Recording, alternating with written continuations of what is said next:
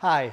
After the MeToo movement, feminism and gender equality and the pay gap are hotly debated and in the news more often than ever. Obviously, those issues are a very, very dangerous territory for men to discuss, so that could be my last video.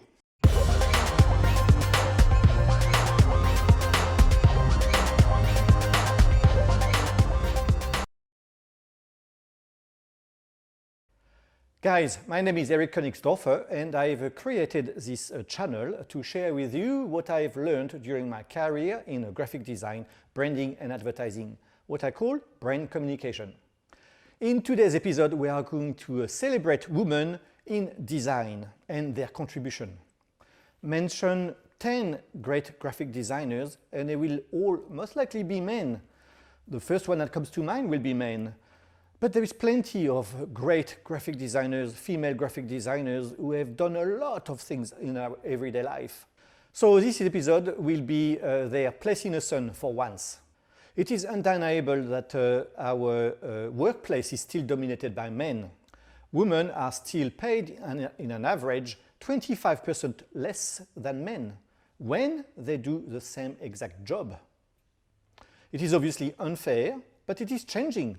Gender equality has made a tremendous progress since a French philosopher, Charles Fourier, first mentioned or coined the name feminism in French, in 1837. Then in 1872, the movement, feminism movement, started first in France and then in Netherlands, and followed in Great Britain and America in 1910. Looking back at the role of women in society and in the workplace in 1837, it is very obvious that today is a very different world, and it is also undeniable that a lot of changes have been made and improvement been made. So things are a lot better, but there is still improvement, a lot of improvement that are due. Today, men are still dominating our workforce, but nothing being black and white and all, it is also fair to mention that women occupy a majority of some occupations, like healthcare, nursing, elementary and middle school teaching.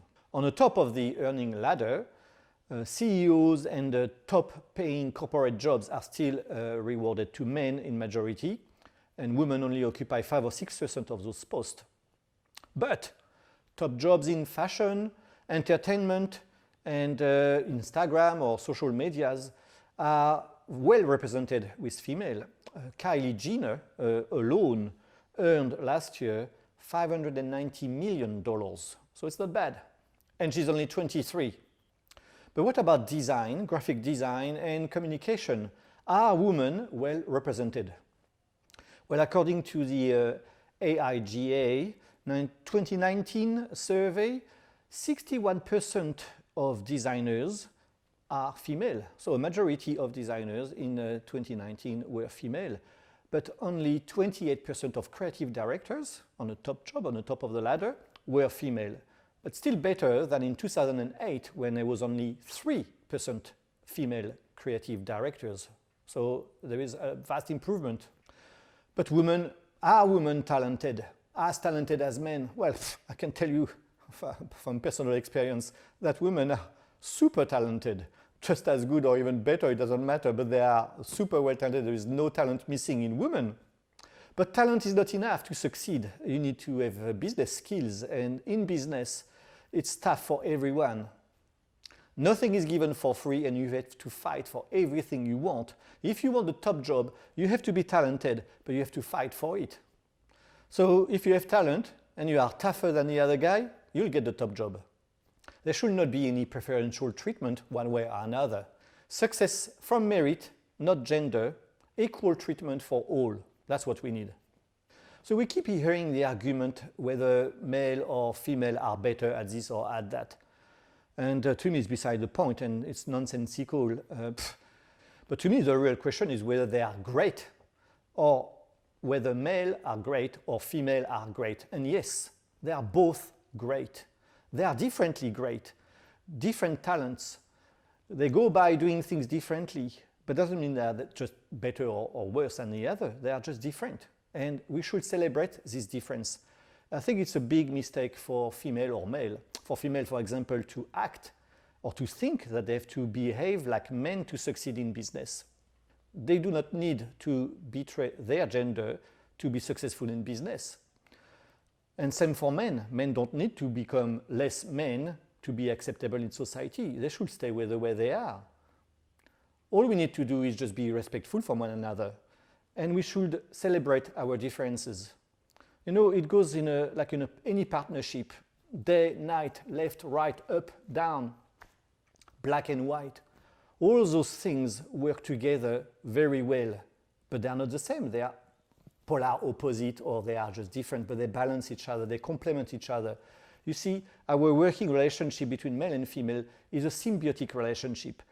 We work together very well. We benefit each other.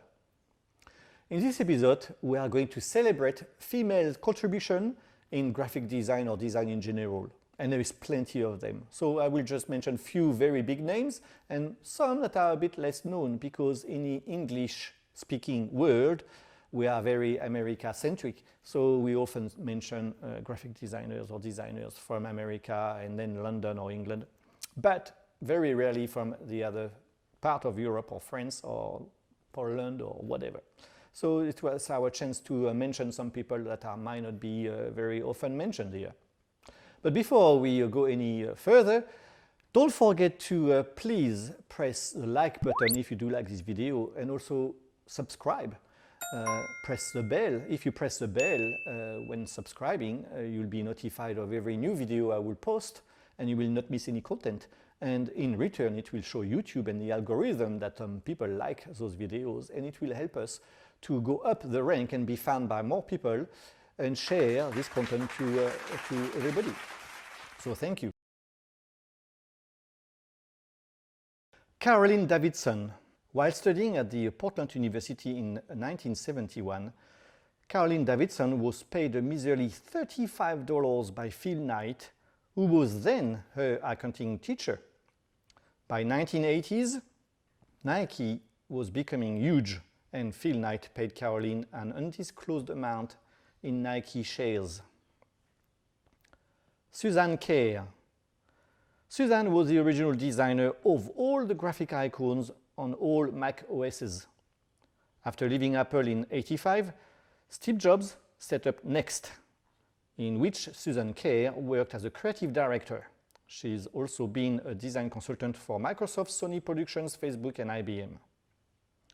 Paul Lache, another big name, described as the master conjurer of the instantly familiar. Paul Lache's work navigates the line between pop culture and fine artwork and is found everywhere. Paula has a plethora of recognized and reputable brands in her portfolio of work, including Tiffany & Co. and Saturday Night Live, to name a few.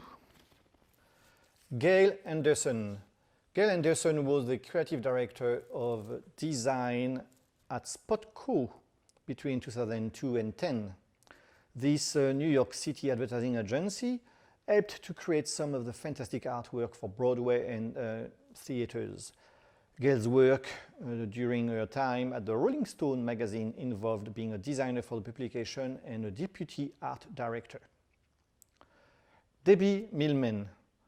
Debbie is a writer, designer, educator, artist, brand consultant, and host of the podcast Design Matters, a very important podcast. Kelly Anderson. Racking up the followers on Dribbble, Kelly loves to experiment with new ways of making images and experiences. She draws, photographs, cuts, prints, and codes, even working with her own 1919 letterpress and other gadgets and machines. Tracy Ma. Tracy is a deputy creative director of Bloomberg Business Week. Tracy turns her hand to magazine design on a daily basis, turning out stunning graphics to accompany hard-hitting stories. Her work has been recognized by the Type Directors Club, Print Magazine, and the Society of Print Designers, and others. Fanette Mellier. Fanette is a Paris-based designer French, who works with a distinctive and abstract use of vibrant color. From design to design as art, her work has graced magazines, graphic festivals, and art museums everywhere, including at the Centre Georges Pompidou in Paris. Another French girl, Carolyn Blanche, is a young graphic artist that specializes in sport illustration and stunning stuff she does, and also graphic designs. She has worked for major international clients like Puma, NBA, ESPN, and Adobe. Ewelina Gaska is a Polish designer and illustrator, which has produced beautiful work in identity and typography. Malika Fav, another French girl, based in Barcelona, Spain. Her bold, minimal style, often described as pop art meets op art, is a striking lesson in the use of positive, negative space and color. Her very personal style has established her as one of Europe's most sought-after graphic artists. Malika's clients include The New Yorker, Vogue, BAFTA, Sephora, and Penguin Books, amongst many others. Genevieve Golker, a French illustrator known for her playful and dreamlike characters. Her childlike iconography can be found in numerous books and magazines and on European TV programs like Arte. Paula Scher, famously quoted one day after she was a principal at Pentagram, a very famous company. She was quoted saying that if you stay in a game long enough and do the job, you will be recognized. Between 2007 and 2018, total revenue of women-owned businesses jumped 46% compared to 36% increase for all businesses in that 11-year period. More and more women are being successful in business, taking the top jobs. So like I mentioned earlier, men and women can be and should be a great team. We are different. We don't need to be one another or be alike. We can celebrate our differences as a complementarity, as a symbiotic relationship, and benefit from one another. No, it's like there is no I in team. There is not a specific gender in team. We work together, and our differences will produce something unparalleled from trying to produce the same amount of work alone. Our differences make us stronger, more creative, and more resourceful in the face of challenges. So yes, there is still some work to do to reduce the pay gap and gender equality. But since 1837, a lot of progress has been made, and the pay gap is reducing and the equality is getting better every day, day after day. We've got quite a large pay dispute happening with our Australian women's soccer team at the moment. Is it frustrating for you as someone who's so prominent in your sport? And we heard you say on the Ellen show the other day you are the richest fighter in UFC, that sort of thing is still going on? I think that how much you get paid should have something to do with how much money you bring in. I'm the highest paid fighter, not because Dina and Lorenzo wanted to do something nice for the ladies. They do it because I bring in the highest numbers. They do it because I make them the most money. And I think that the money that they make should be proportionate to the money that they bring in. That's it for today. See you next time.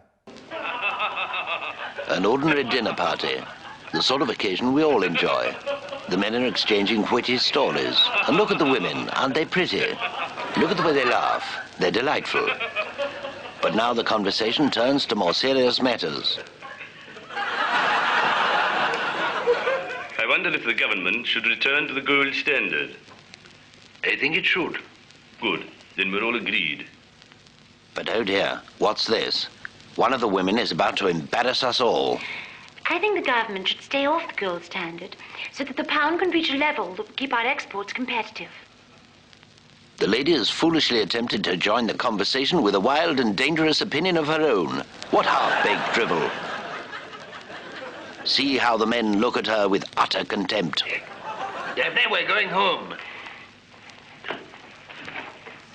Women, know your limits.